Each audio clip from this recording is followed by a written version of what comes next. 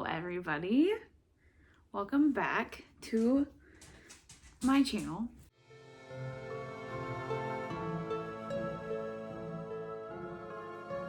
It's been a long time. It's probably been a few weeks since I filmed anything or even uploaded anything.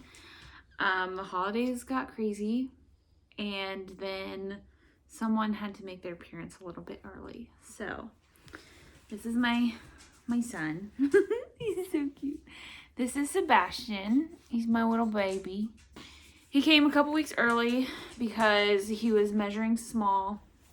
And so he was, okay, that's enough, thank you. He was born 5 pounds, 11 ounces. Okay, Eddie, steal the show. Get out of here. Pretty small. Had to be induced, obviously. But it all went pretty smooth. It was pretty great. So we're here. Get out of the way. Can you lay down?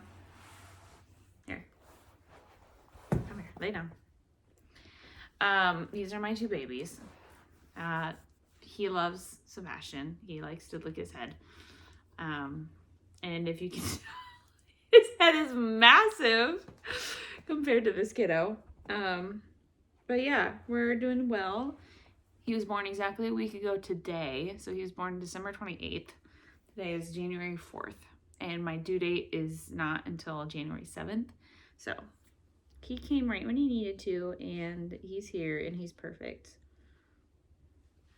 So that is my debut back on BookTube. So if my videos are few and far between, I apologize.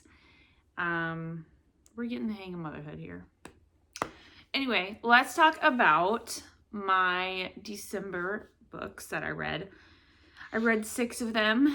I'm not going to count Glow, which is what I finished on December 1st because I talked about it in my November wrap up. So we're just going to skip that one. So the first book that I read was Fangirl Volume 2 by, who is it actually by? Because it's by Sam Maggs, but it's Rainbow Rowell's story. But this is like the manga version, and I freaking love it. I've talked about Fangirl before, like one of my favorite books. It just like really resonated with me when I read it in high school. It was very relatable. It's about these twins getting ready to go off to college and just kind of figuring out their lives on their own. And one thing I really loved about it is that it's set in Nebraska. So like Lincoln and Omaha. Rainbow Rowell is from Omaha. That's where I work. And just like grew up around. So it was just kind of like a really fun thing where it just felt really personal. Like, I don't know, felt more, the word I'm looking for is not coming to me. Anyway, the twins growing up were big fans of this Simon Snow series, which is basically the equivalent to Harry Potter, and they wrote fan fiction for it. So they're mega fangirls, and then going to college, just like learning their own stuff and going on and doing their own things, kind of not being as twinsies as they wanted to be, or as one of them wanted to be. Anyway, really loved it. I gave that one 5 stars, I guess. I've got my laptop up here because it's been a long past couple of weeks. I don't remember what I read. The next book that I read was actually a physical copy. Actually, I think the last one was 2 I got from my library. Was Rock, Paper, Scissors by Alice Feeney. And I had been wanting to read this one for a really long time. It's a thriller. It's about this married couple who goes on a honeymoon in Scotland to this like really kind of creepy chapel. They got it for free, like they won it kind of. So then there's also different time perspectives here.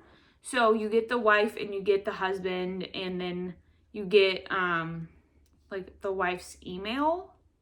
So every year the wife writes her husband a like anniversary letter that she never lets him read, which is really interesting. Because like you're getting bits and pieces of it and then like seeing their like the present day. It's just really interesting. Really good. I kind of thought it was starting to get a little paranormal, which it didn't. I'm gonna say that because I wanted to know whether it did and I couldn't figure it out. It's not paranormal. It felt like it was. Like it felt like there were gonna be ghosts or something, and there wasn't.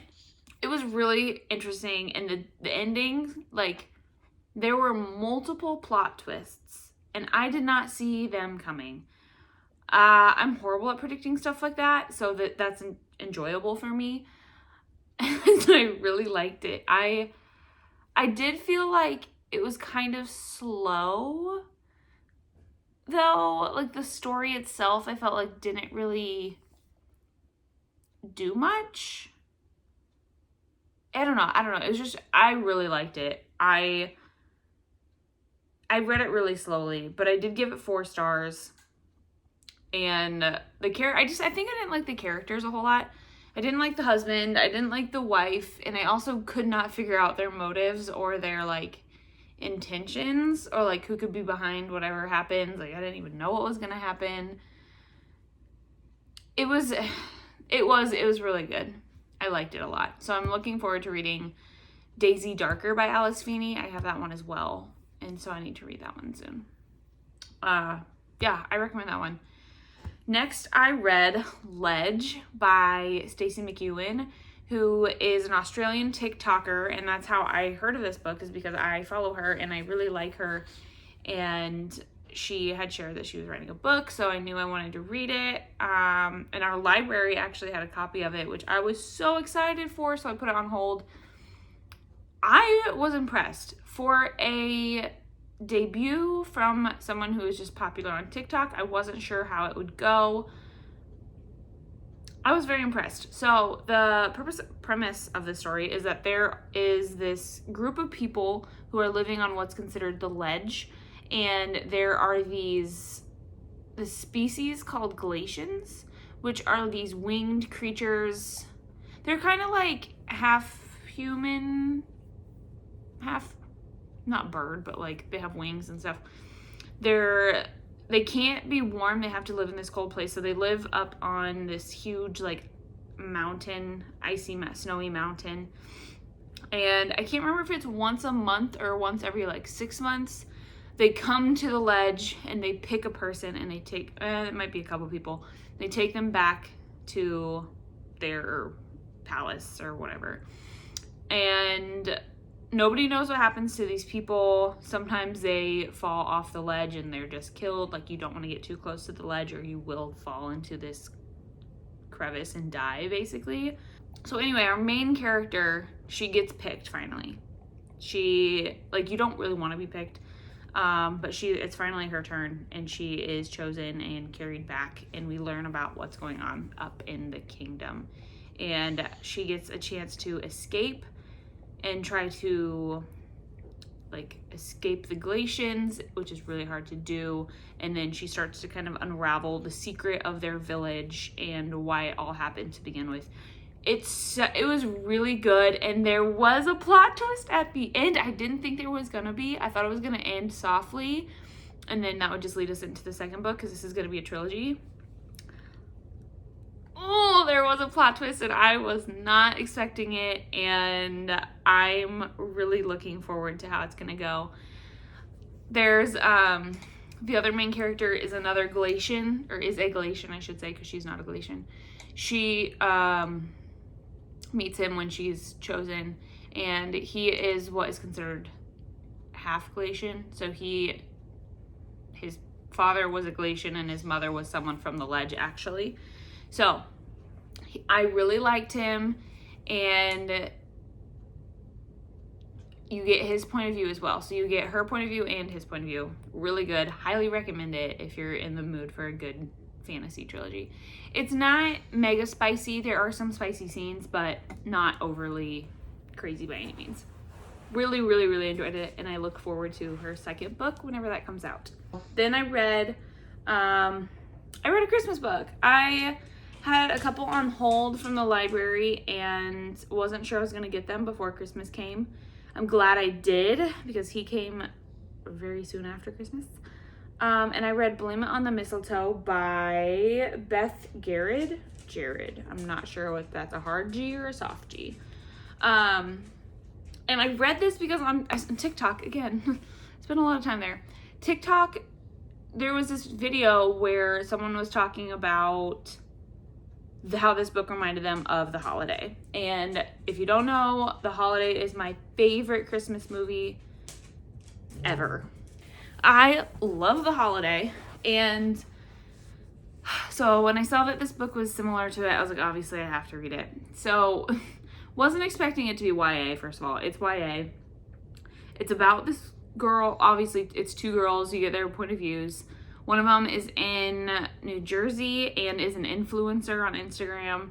And one of them is a fan of the influencer, actually, living in a little, like, village in England. So this girl in New Jersey, I can't even remember her name. She is very popular on Instagram and gets into this, like, Christmas challenge with some other influencers, and is trying to, like, win this contest, because whoever wins gets to keep their account and all the other ones get to, or like, have to delete their accounts. And so she has to get 15,000 new followers or something like that in a span of however many days. So she gets this crazy idea to go to, like, do a holiday swap type of thing. And so she goes back to the village where her mom actually grew up and flips with one of her fans, because her fan was living in that place. So really good. It was really cute. It was really hard to read because it was kind of cringy, just due to, like, it being YA, and it felt very teenagery and very young and immature, and, like, the lingo they used felt very Gen Z, and I struggled a little bit. Like, I couldn't read a page without going, oh, just, like, groaning. But it was really cute. I did like it. Yeah. I wish there was an adult version that was like The Holiday, but this was cute. I liked it. Okay. Anyway, moving on. I gave it 4 stars. It probably could have been like a 3.5. And then the last 2 books that I read were Heartless Sky. So I listened to the audiobook Heartless Sky, which is Zodiac Academy 7. I listened to it on 1.5 speed because I had to get it done by December 11th, because that's when the 8th book came out. And so I listened to it as fast as I could and got it done. I still feel like nothing really happened in that book. My rating for it did go up, I think, a little bit.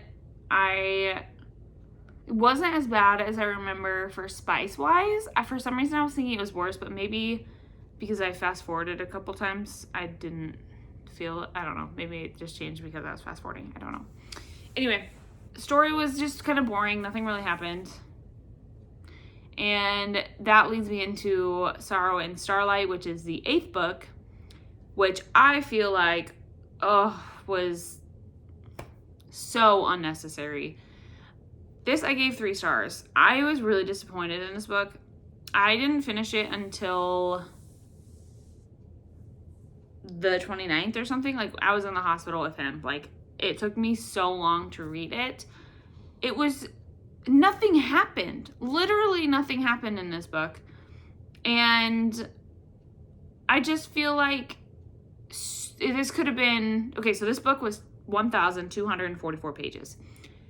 It could have been told in 500 or less. Easy. There were so many unnecessary point of views, so many unnecessary side quests, and like a new, like there's a new villain. Come on, we're on the second to last book. I don't need a new villain. Like, take care of the 2 we already have. I don't know. Maybe I'm being a little more critical than I should be, but I just, like, I don't know. Like, I would rather go back and reread Ruthless Boys, or even read Ruthless Boys telling Zodiac Academy. I don't know. Maybe it's the characters. Some of the characters were just making me so mad with their choices and what they did, and like stuff that we're learning. I don't know. I was pretty disappointed in this book. So hopefully the final book, I swear if they add a book 10, hopefully the final book is good, because there's just so much, like, it feels almost like a different series from when it first started now. Like, it's just so different. Kind of disappointing. Anyway, okay. That is it for December books. 6 books was pretty good.